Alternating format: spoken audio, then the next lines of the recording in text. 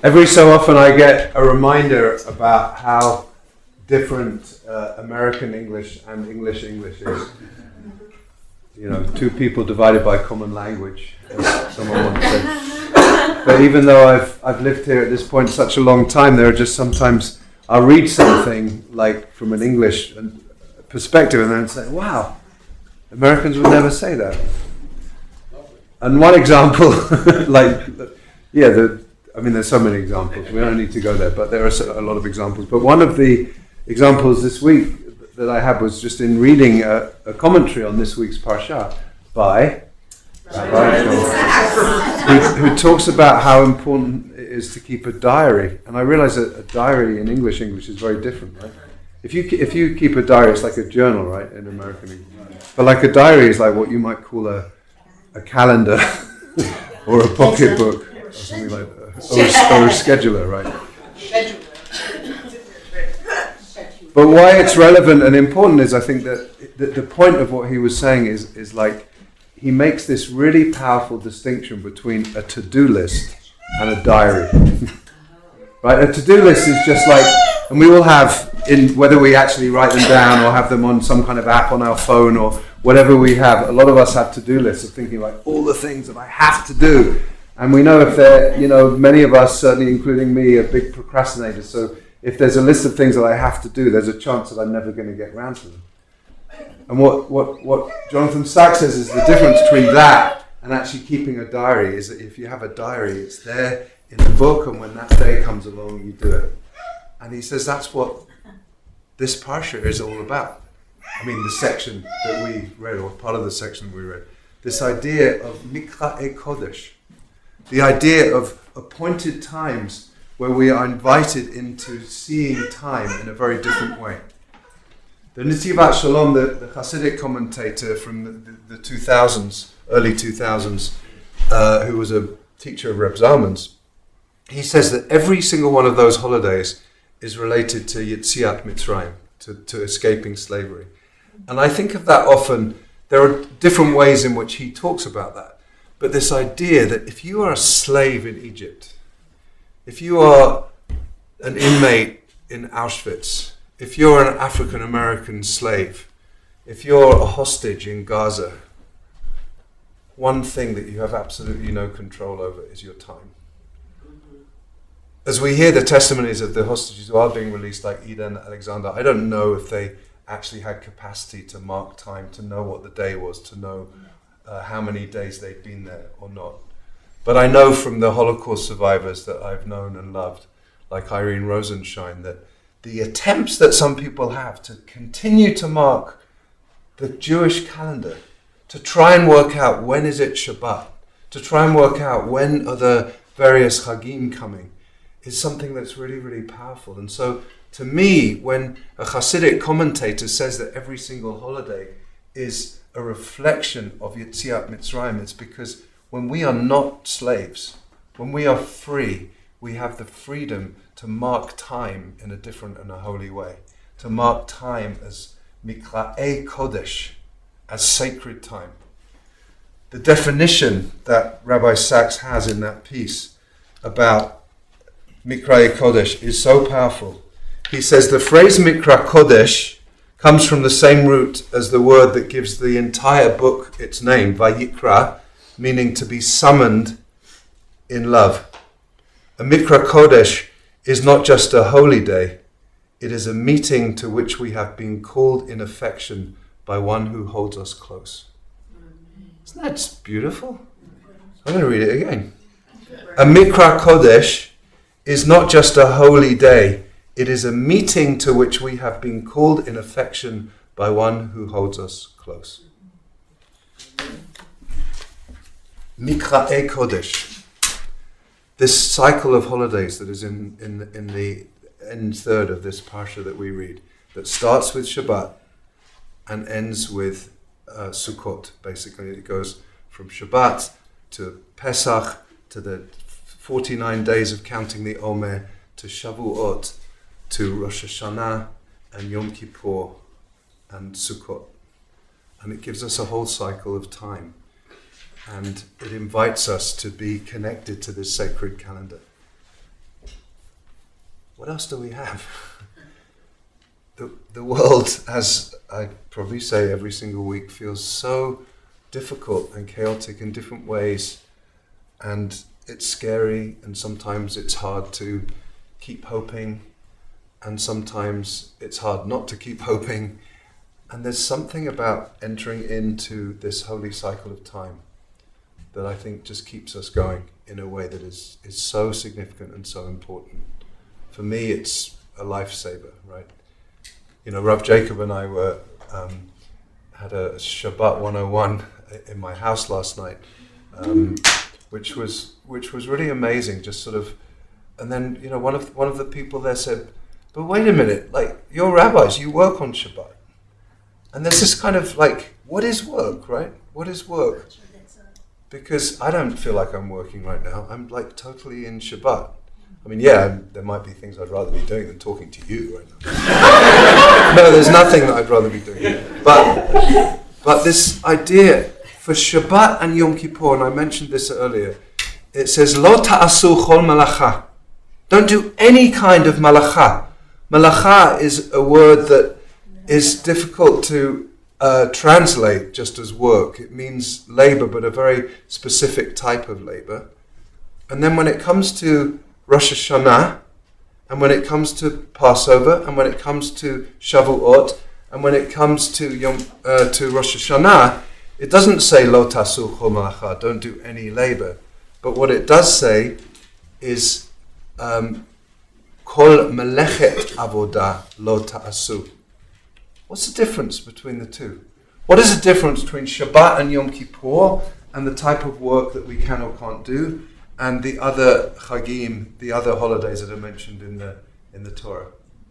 Anyone want to answer? What is the difference between those two phrases? Kol malacha lo tasu and kol melechet avodah lo tasu. There's a subtle. I mean, people who understand the sort of traditional differences between Chagim, other than Yom Kippur and Shabbat, what are the differences? Right, so there's the practical things, like on Shabbat and Yom Kippur, you're not supposed to do any kind of cooking at all, and you're not, whereas on the other Chagim, you can transfer a flame and you can cook, right? So that's one very practical difference. Robert? Yeah, I was just thinking the second phrase has sort of more of a conceptual feminine quality to it. Oh, so it feels maybe like it brings in people. It brings in the human element perhaps a bit more. could be, yeah.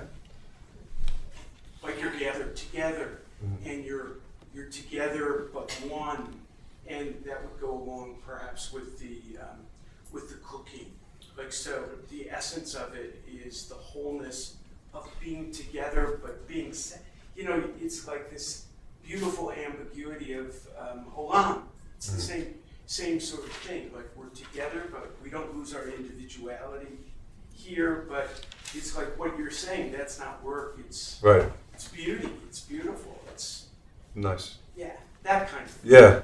So really there's many ways, and I'm not going to do justice to try and summarize what Robert said for those of you who are listening on live stream, but basically something about a subtle way in which work is not just work, but work that connects us or disconnects us from being together in community, which is so much a part of what these community practices are about, and these holiday practices are all about. Rashi says that melechet avodah means don't do the work that is your actual work that earns money. And then some of the other commentators, like I was reading this morning, I think it's his grandson's generation, Rashba, who says Rashi was completely wrong when he said that. And there was like this whole kind of like, well, what does it really mean? And it's understood to mean rabbinically, to make that subtle difference between the cooking and the not cooking, and maybe when we can cook, there's more bringing in people in community. But whatever it means, there's just something about this essence of just marking into our diary or our calendar or our date book or our, whatever it is that we use to mark time, to say there's going to be times where I'm going to consciously not do the things that take me out of this world. I'm not going to do the things or the things that take me very deeply into the world.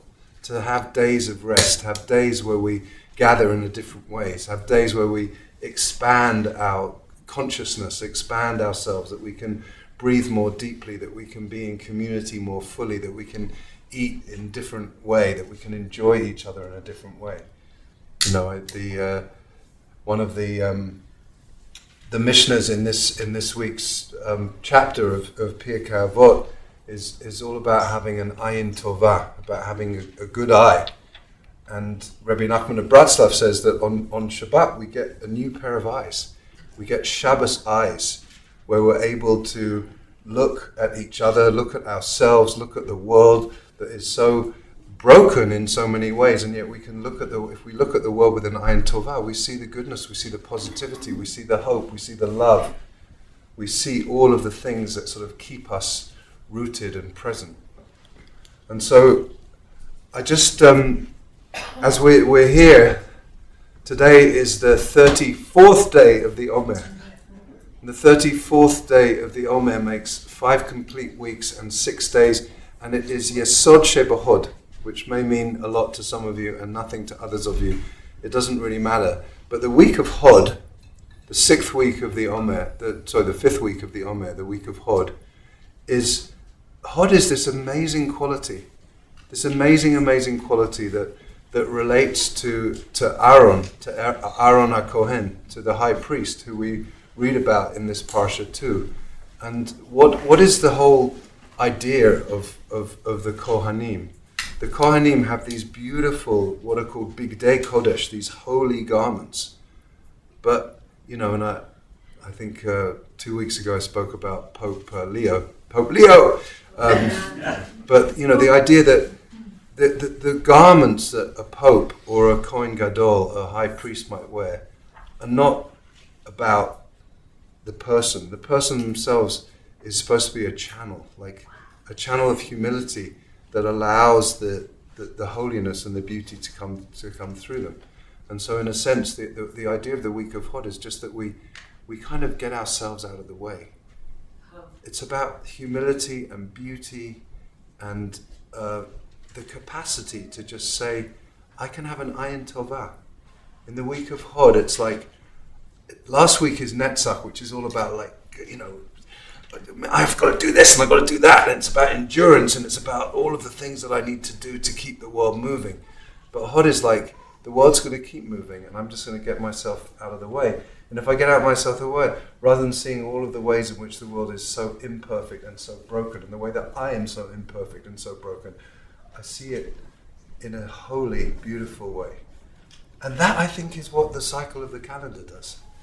When we enter into these spaces that the Torah calls Mikra'ei Kodesh, that Rabbi Jonathan Sachs says is an invitation to a meeting to which we've been summoned by one who sees us so fully and loves us, it's really, really powerful. And so in the counting of the Omer, these 7 weeks of counting the Omer that lead us to Shavuot, and Shavuot is such a beautiful and powerful holiday, and it's probably the least observed in America. Why? Because school's out, it's the beginning of summer, everyone's like doing their thing. There's nothing like specific that we do. It's not like we build a sukkah or we like eat matzah. It's like, it's Shavuot, what do? Eat cheesecake. But it's... Huh? Right. But right, what the rabbis really tell us is this 7-week period of counting the Omer, which was in this week's parsha. It says, "Usfatem lachem imot Shabbat sheva Shabbatot timot tiena tizbu 50 yom." Count 50 days. Count these 49 days, and then the 50th day is Shavuot. This really powerful idea of counting. We're counting from that idea of Yetziat Mitzrayim. Pesach is Zman Cherutenu, the season of our freedom. We're counting the days from experience ourselves to be free. And as I said earlier, one of the ideas of being free is that we get to make choices and control our time. We're not trapped in tunnels or cages or prisons. We are able to mark our time. And so we count 7 weeks from the time of freedom to Zman Matan Toratenu, to the season for the rabbis of Shavuot, which is a time where we receive the Torah. And how do we do that? in our tradition, we stay up all night learning Torah, or a chunk of the night at least. And so, all of this is leading towards a public service broadcast, an announcement that Shavuot's a wonderful holiday, and it's coming up in 2 weeks, and we're celebrating it as a community here at Bonei Shalom, community-wide Tikkun Leil Shavuot, with a bunch of rabbis and other teachers from the community, starting with a family picnic outside before Shavuot comes in, and we've got all kinds of programs happening. So look out for details about that. And then on the first day of Shavuot, we have a regular service here, and we'll be reading the Aseret HaDibrot, the 10 utterances that Susan will be reading, as she usually does, as we imagine ourselves standing once more at Sinai. On the second day of Shavuot, Rabbi Eva will be sharing a beautiful creative rendition of the Book of Ruth, which is traditionally read on the second day of Shavuot, and we also have Yizkor, where we remember loved ones. And so this is just an invitation, just as the Torah invites us to be together and celebrate these incredible times, these appointed times, these Mikra'ei Kodesh. We're called to be in sacred time together, and it's what keeps us going in a world where sometimes it's too easy to give up. And so can you speak to the differences? It's celebrated here in a religious way, but in Israel it was much more. So, okay, I think what Francine is asking, there seem to be a lot of different ways in which Shavuot is celebrated, and a lot of this is about the sort of biblical way in which the holidays are, and the rabbin. Thank you for that. Because it's important to clarify, because Passover is really about the barley harvest among all of the other things. And so the counting of the Omer is really like literally every single day for 7 weeks. A measure of barley would be brought in by the temple, and it was known as a tenufa, which means a wave offering.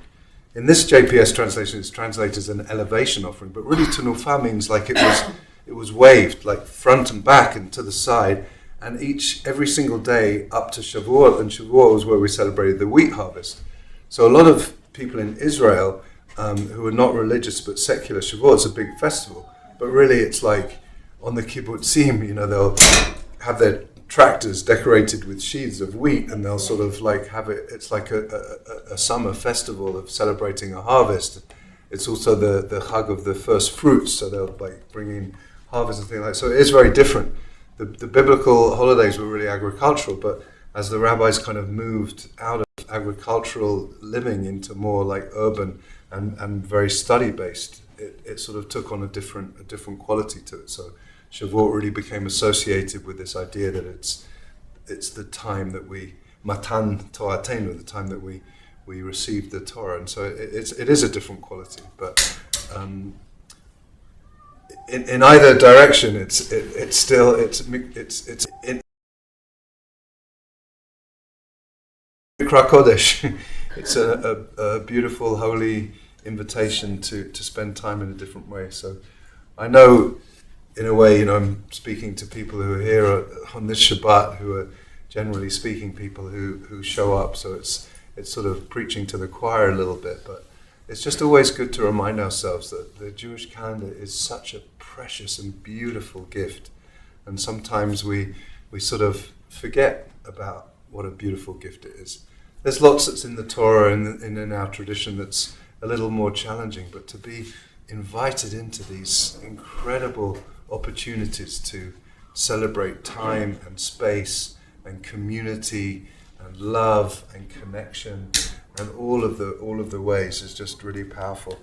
And so the life-changing idea, according to Rabbi Jonathan Sachs, is do not rely exclusively on to-do lists. Use a diary and live by the Jewish calendar to experience the things that give life meaning. Because what he says philosophy seeks timeless truths. Judaism, by contrast, takes truths and translates them into time in the form of sacred shared moments when we experience the great truths by living them. Isn't that amazing? Philosophy seeks timeless truths. Judaism, by contrast, takes truths and translates them into time in the form of sacred shared moments when we experience the great truths by living them. So whatever you want to achieve, write it in the diary, or it will not happen.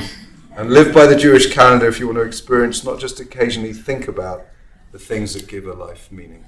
Shabbat Shalom. Shabbat Shalom.